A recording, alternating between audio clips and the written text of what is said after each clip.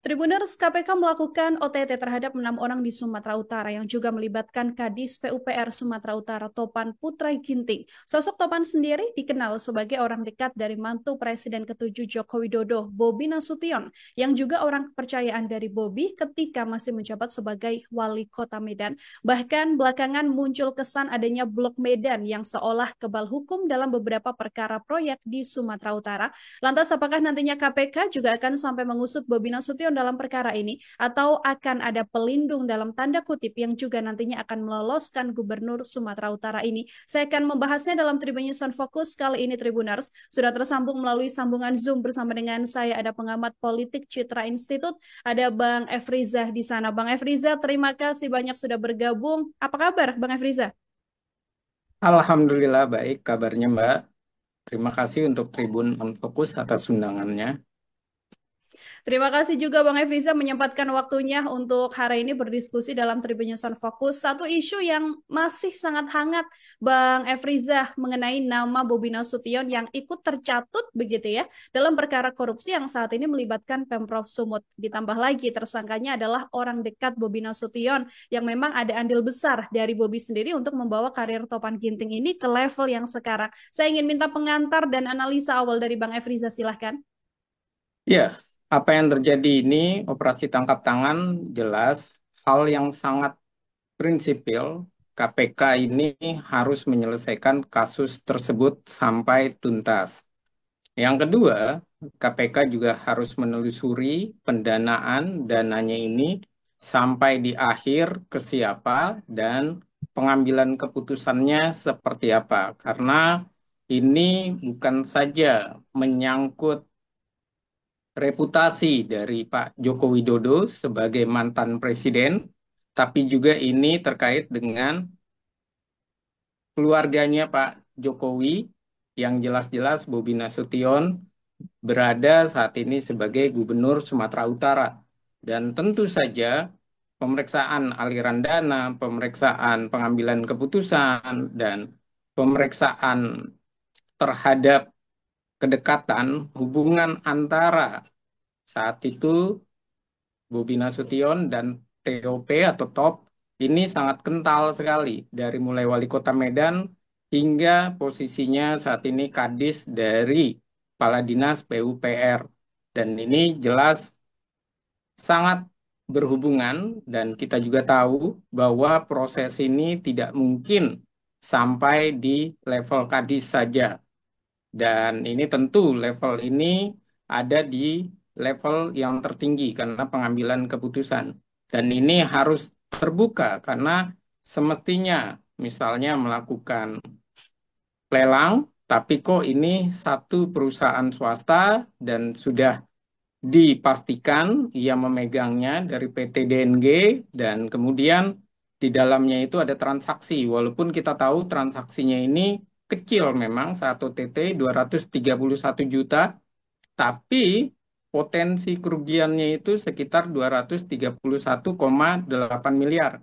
Dan yang utama adalah proses ini tentu saja tidak boleh sampai sekedar di bahasan atau di OTT saja, tapi harus dikembangkan terhadap proyek-proyek yang lainnya yang ditangani oleh PUPR. Apalagi kita tahu bahwa TOP ini akan menjadi atau dicalonkan atau dipersiapkan menjadi sekda. Artinya dia bukan orang sembarangan dan dia pun dipanggil dengan ketua kelas. Dan ini adalah contoh nyata bahwa selalu ada hubungan antara kepentingan dari di bawah dengan yang di atasnya. Dan Bobi Nasution tentu saja adalah sebuah hal yang perlu ditunjukkan oleh KPK, sebuah keadilan dalam prosesnya, sebuah tindakan moral, sebuah pencitraan kembali dari KPK yang sudah menurun citranya di urutan ke-8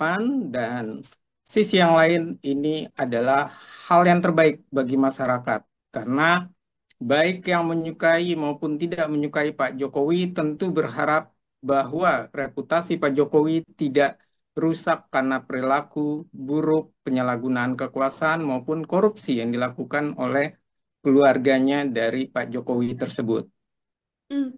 Artinya Bang Efriza juga sepakat dengan desakan dari berbagai pihak yang meminta agar dalam perkara ini Bobi Nasution ini juga bisa ikut diperiksa.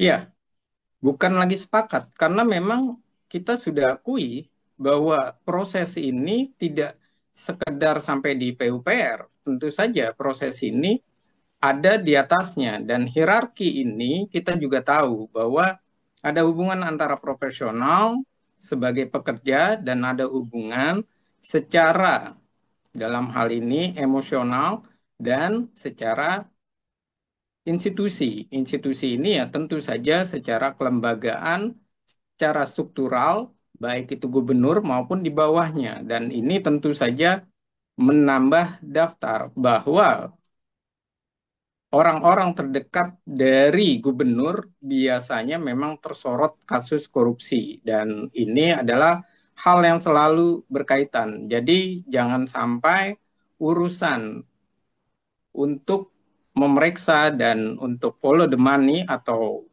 dalam hal ini bersama dengan BPK untuk menelusuri aliran dana ini hanya sampai kepada top saja.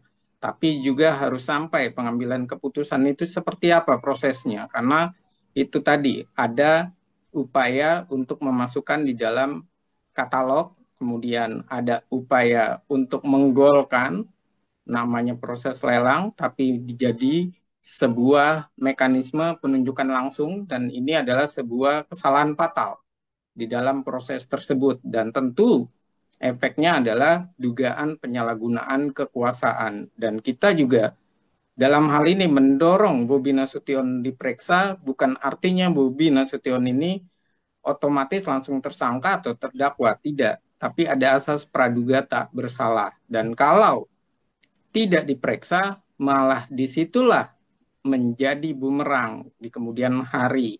Sorotan terhadap keluarga Pak Jokowi dan Jokowi sendiri akan selalu buruk nanti citranya dan kita tidak menginginkan seperti itu. Hmm. Kalau sejumlah pihak kemudian ada yang sampai memandang KPK ini tidak akan sepenuhnya mengusut dugaan korupsi di Pemprov Sumut ini, yang bahkan sekarang kan menyeret nama mantu dari mantan presiden ya, Bang Efriza ya. Kalau dari Bang Efriza sendiri melihatnya, apakah nama Bobi di Sumatera Utara atau sejak menjadi wali kota Medan ini cukup bisa bikin ciut Komisi Pemberantasan Korupsi, Bang?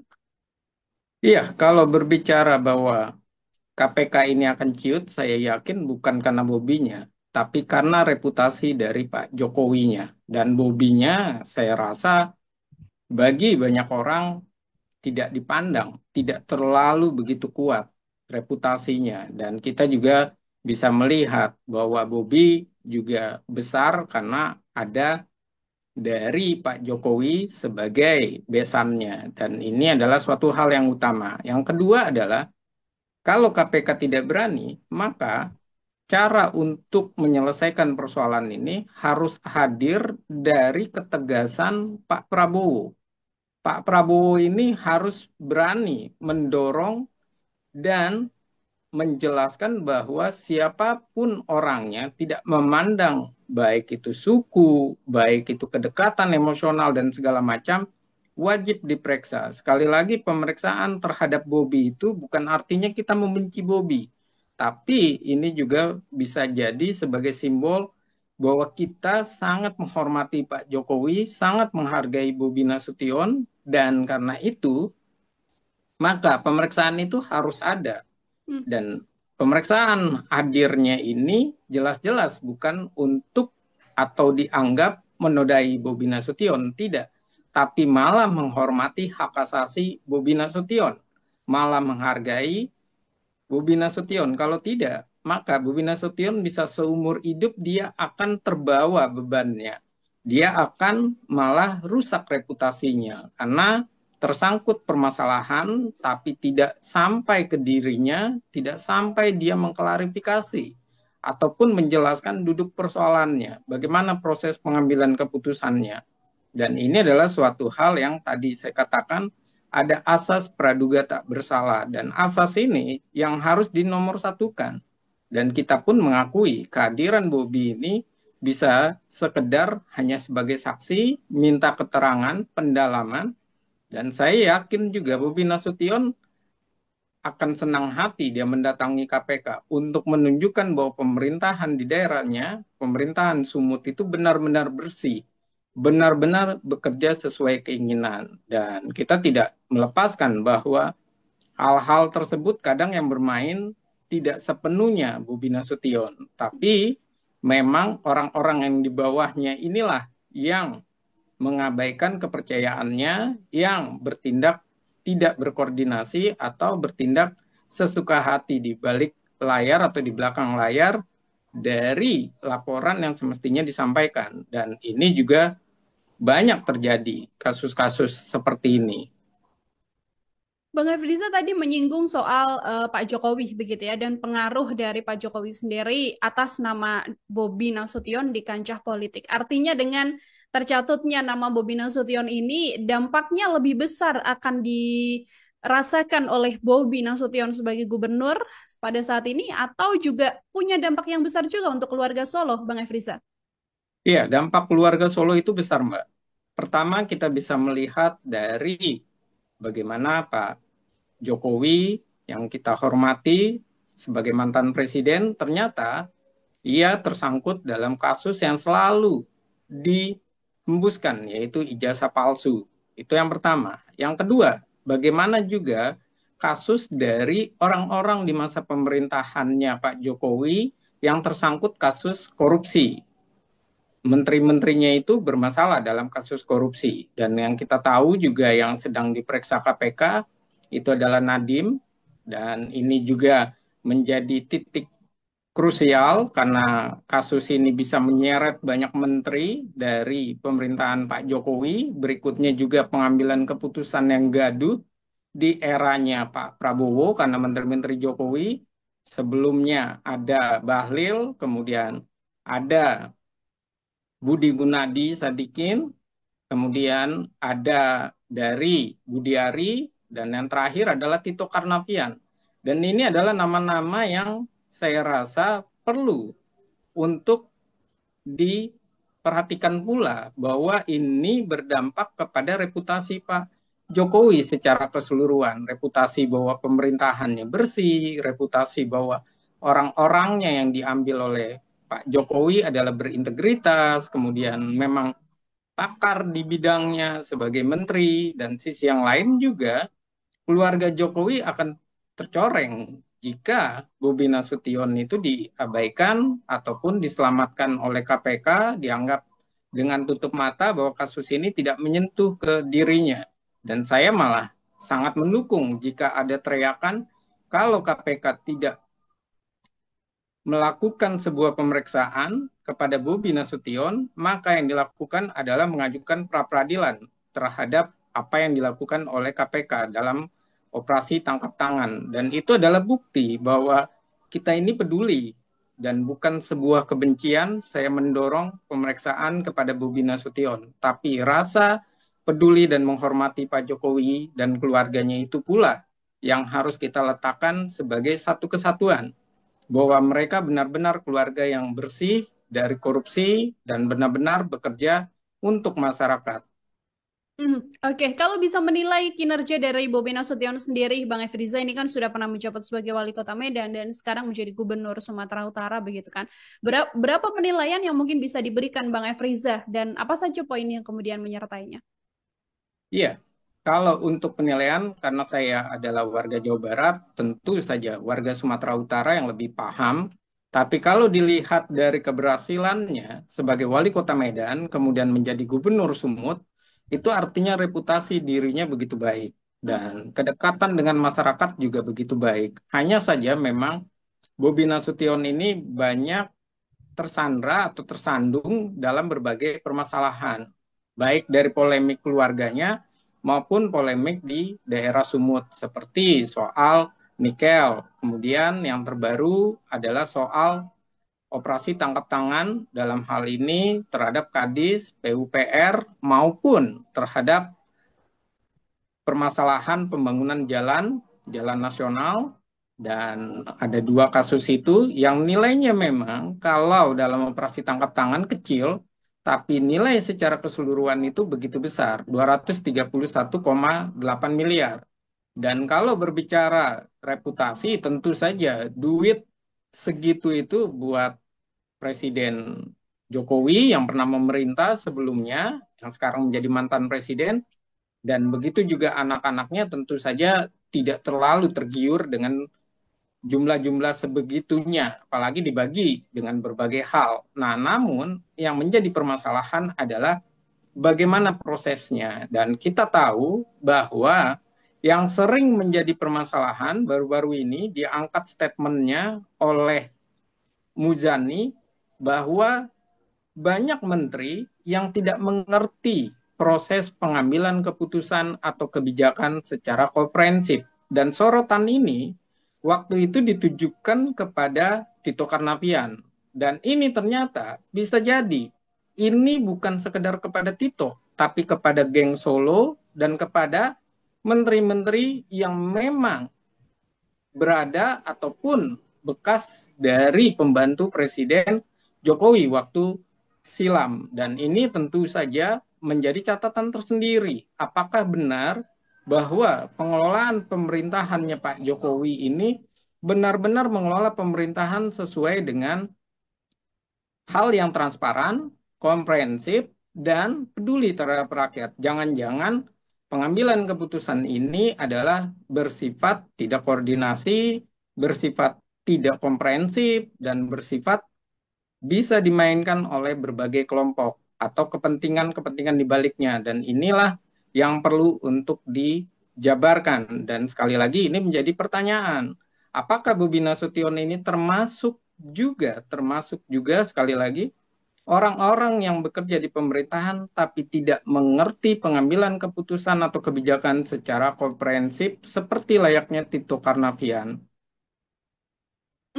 Bang Efriza, terakhir dari saya mengenai isu Bobi Nasution ini. Ini kan tadi Bang Efriza beberapa kali menyebut bahwa ada efek yang akan dirasakan oleh mantan Presiden Joko Widodo juga atas polemik yang saat ini menyeret sang mantu begitu ya. Dan tadi salah satu hal yang bisa dilakukan adalah dengan ketegasan dari Presiden Prabowo Subianto.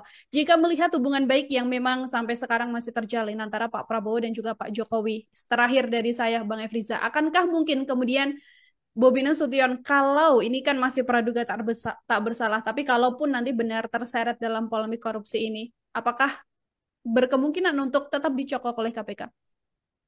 Iya, kalau saya lihat tentu prosesnya panjang dan tentu prosesnya juga berbelit-belit, namun dorongan dari Pak Prabowo dapat dihadirkan dan itu artinya bukan Pak Prabowo tidak netral, bukan ikut campur terhadap KPK, malah Pak Prabowo ini ingin menunjukkan bahwa pemerintahan yang dibangun memang pemerintahan yang menginginkan pemerintahan yang bersih. Yang kedua, bahwa Pak Jokowi itu juga diselamatkan wajahnya oleh Pak Prabowo jika didorong oleh pemerintah maupun KPK itu juga serius. Karena apa? Kalau KPK tidak serius, tentu saja yang nanti akan mendapatkan sentimen negatif adalah KPK sendiri. Jangan salah bahwa KPK sekarang ini sudah menurun pamornya dan tiga hal. Yang pertama, OTT-nya yang mulai menurun, proses di KPK juga tidak jelas, lebih banyak gaduh, dan berikutnya adalah bagaimana situasi di KPK-nya sendiri itu benar-benar terjadi permasalahan. Dan di tubuh internal KPK yang bermasalah dan segala macam ini, wajah KPK akhirnya menjadi wajah yang buruk bagi citra KPK yang selama ini sangat diharapkan oleh masyarakat dan sangat menjadi hal yang krusial dan selalu menjadi tolak ukur atau tolok ukur dari kita percaya bahwa pemberantasan korupsi di Indonesia ini bisa diminimalisir bahkan diberantas ke akar-akarnya dan ini adalah hal yang perlu dilakukan oleh KPK. Jadi penelusuran ini sudah semestinya KPK mendalami karena pertama terkait dengan citra, yang kedua terkait dengan keadilan, yang ketiga adalah soal moral, dan yang keempat adalah soal bagaimana hak asasi manusia juga dihargai. Jangan sampai hak asasi manusia ini kita cuma berbicara soal bahwa hak asasi manusia dilihat tidak boleh kepada masuk wilayah-wilayah orang-orang pejabat. Nah, itu salah. Hak asasi manusia itu malah juga dijamin dari penegakan hukum yang adil, penegakan hukum yang benar, penegakan hukum yang sifatnya menyeluruh. Jadi tidak tebang pilih. Dan ini harus, dan saya rasa penelusuran aliran dana ini luar biasa penting, dan penelusuran pengambilan keputusan luar biasa penting, dan KPK harus sekarang mempersiapkan diri untuk menghadapi dilema secara politik dan politis. Karena kalau tidak, apa yang dilakukan oleh KPK digiring kepada politisasi hukum nantinya, dan digiring kepada pencitraan bahwa KPK ini hanya sampai kepada wilayah-wilayah yang bersifat orang-orang di bawahnya, tapi di atasnya tidak, atau di atasnya diperiksa, tapi pemeriksaannya tidak serius. Dan ini artinya KPK hanya sekedar menjadi lembaga untuk menyelesaikan korupsi, tapi ternyata KPK tidak benar-benar membangun citra yang positif terhadap dirinya. Citranya hanya dibangun sekedar OTT saja. Dan ini sangat buruk nantinya. Bisa-bisa OTT dianggap tidak maksimal, OTT dianggap tidak layak, OTT dianggap tidak lagi diperlukan. Kalau sampai seperti ini, lalu pertanyaannya adalah mau dibawa kemana KPK? Apakah mau dilanjutkan atau dibubarkan saja jika tidak menyentuh kepada akar dari permasalahan tersebut?